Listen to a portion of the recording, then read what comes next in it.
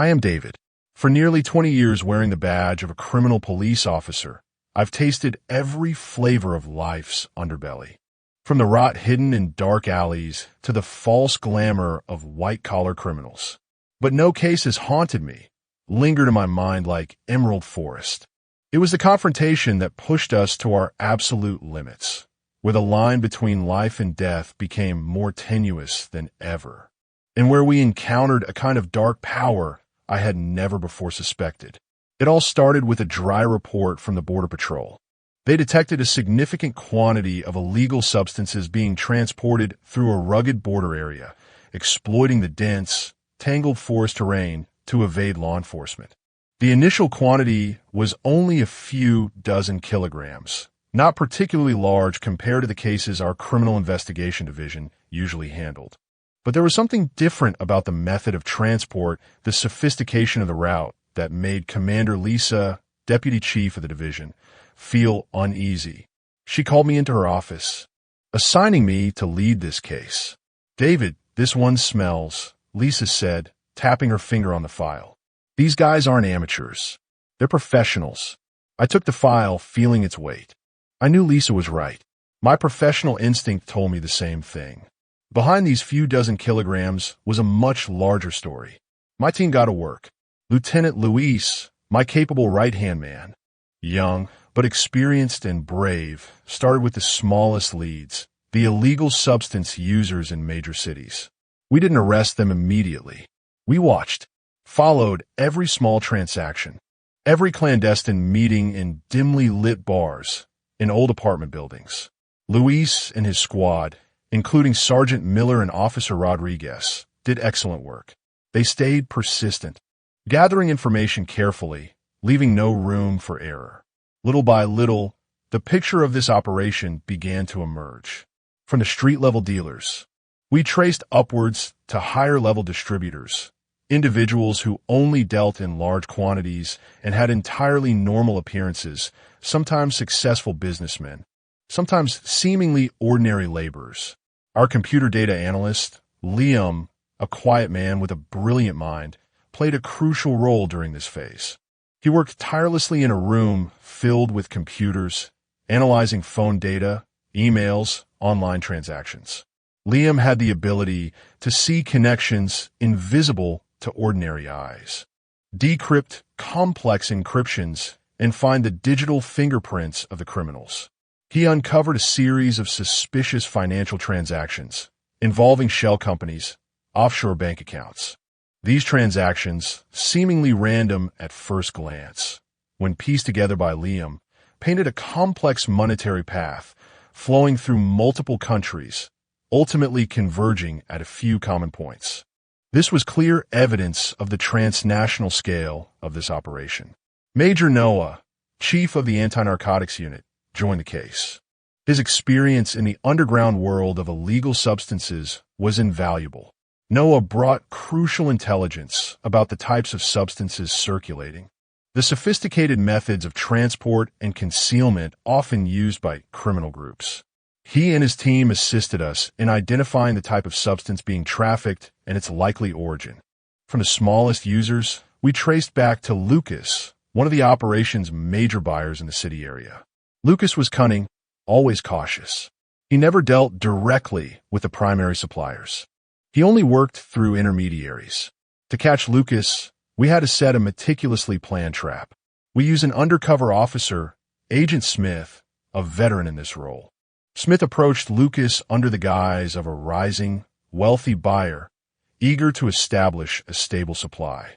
The approach was slow, challenging. Lucas was always suspicious, constantly testing Smith with unexpected situations. Every meeting with Lucas was a tense battle of wits, where the slightest mistake could unravel the entire operation and put Smith in mortal danger. After weeks of persistence, Smith finally gained Lucas's trust. Lucas agreed to arrange a meeting between Smith and William, the courier who transported the illegal substances directly from the main stash in the forest. This was the golden opportunity for us to pinpoint the main operational area of this operation. The meeting took place in a secluded location in an old abandoned warehouse. We deployed forces to surround the area from a distance, ready to act on a signal. Smith, facing William and a few of his men alone, displayed incredible composure. He negotiated, inspected the goods, a small sample of the substance, and pretended to agree to William's terms. As the transaction was about to be completed, Smith gave the signal. Our forces stormed in. A fierce gunfight erupted. The sound of automatic gunfire and stun grenades echoed in the confined space. William and his men fought back desperately. They knew if they were caught, their fate was sealed. In the chaotic smoke and gunfire, Lieutenant Luis showed extraordinary courage. He charged into the hail of bullets to subdue a criminal trying to escape. I shot down another who was aiming at Luis's back. The battle was swift but perilous. We apprehended William and all of his men, along with the substance sample. Lucas, sensing the disadvantage, managed to escape before the cordon tightened. However, we had enough evidence from William and his men, as well as the data Liam provided, to identify the mastermind, James. James was a relatively new name in the world of illegal substance trafficking, but he quickly rose as a powerful and ruthless figure. Intelligence indicated he operated primarily in the border region, exploiting the rugged forest terrain to build his main stash and secret transport routes.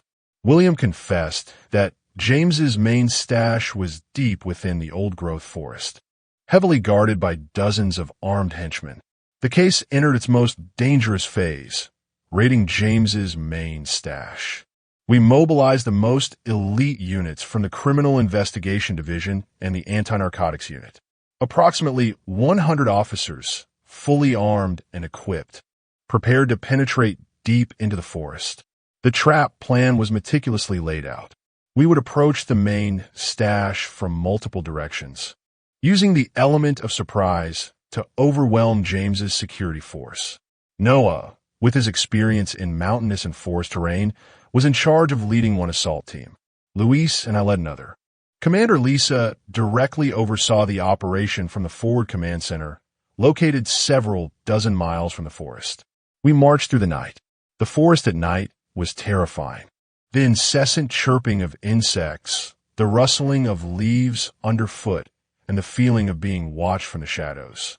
We moved quietly, cautiously, every step calculated.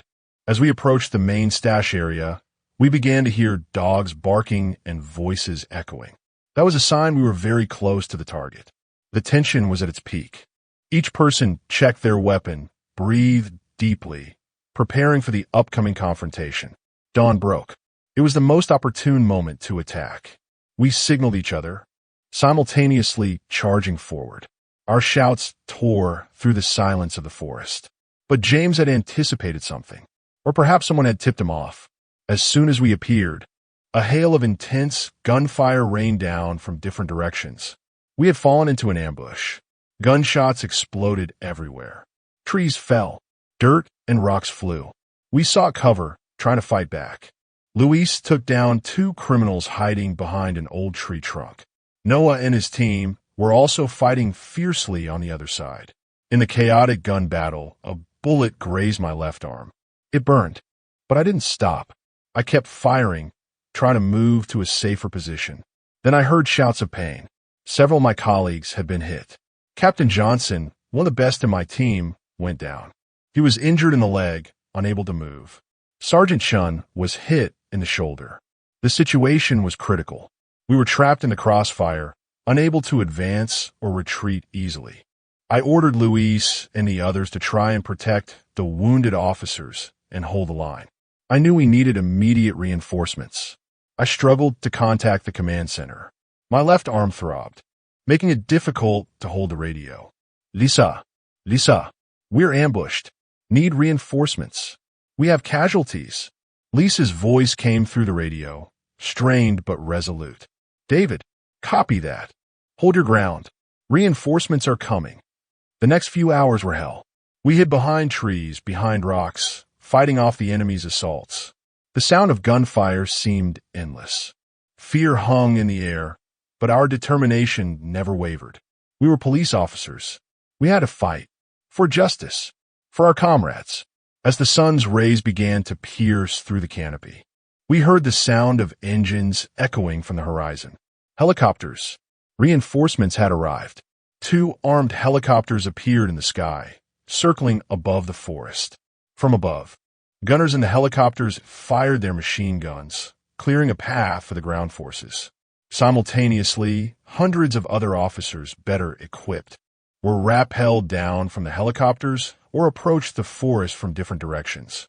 In total, over 400 officers participated in the siege of James's main stash. The tide turned completely. Now, the illegal substance traffickers became the hunted. The cordon tightened. We, who had held out all night, felt our spirits lift. The siege lasted for 3 days. James and his men hid deep within the main stash, fighting a desperate battle. But our forces were overwhelmingly superior. We sealed off every escape route, cut off their supply lines. During those 3 days, we faced many challenges. The rugged forest terrain made movement and coordination difficult. The weather was harsh, with sudden torrential downpours, and danger constantly lurked from the desperate gunmen inside. Luis, with his arm injured by a grazing bullet during the ambush, still insisted on participating in the siege. Noah and his team used specialized equipment to detect those hiding in the forest. Liam, from the command center, analyzed data collected from the scene, providing crucial information about the enemy's deployment and any hidden tunnels, if they existed. Commander Lisa directed the entire operation with remarkable calmness and decisiveness. She made crucial decisions under immense pressure, ensuring seamless coordination between units.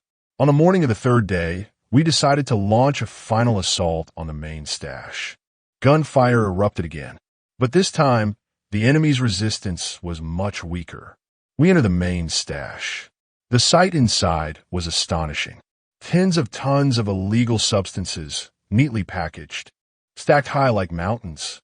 The pungent smell of chemicals mingled with the damp scent of the old forest. We found James trying to hide in a secret bunker beneath the ground.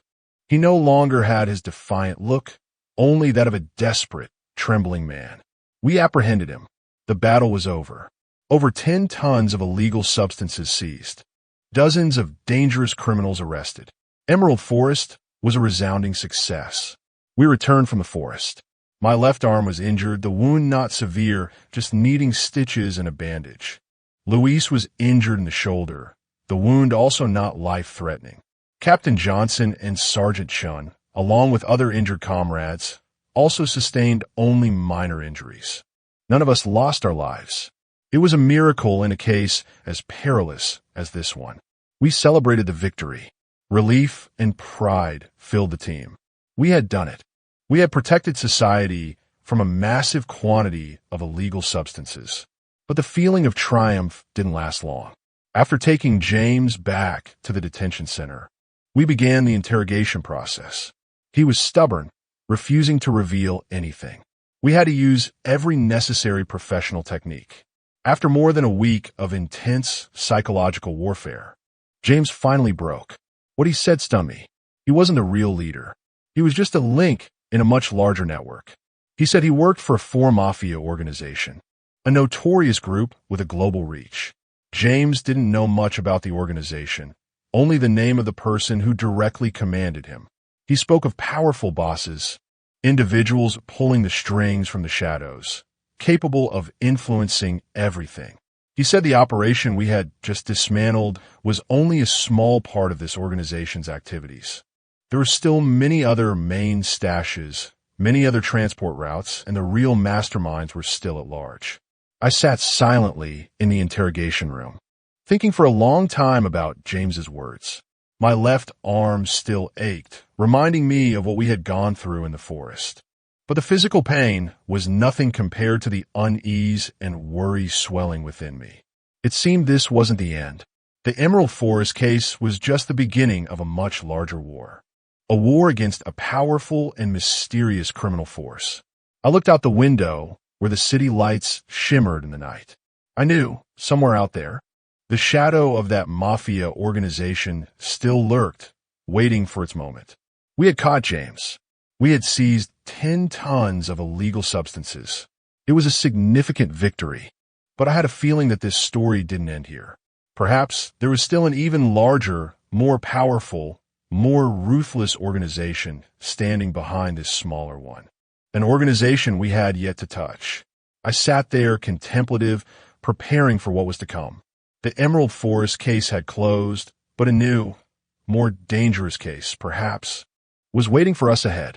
That's my story of the Emerald Forest case. Thank you for listening to the whole story. Perhaps the next part one will send to you in the next video, when we begin our confrontation with the real shadow.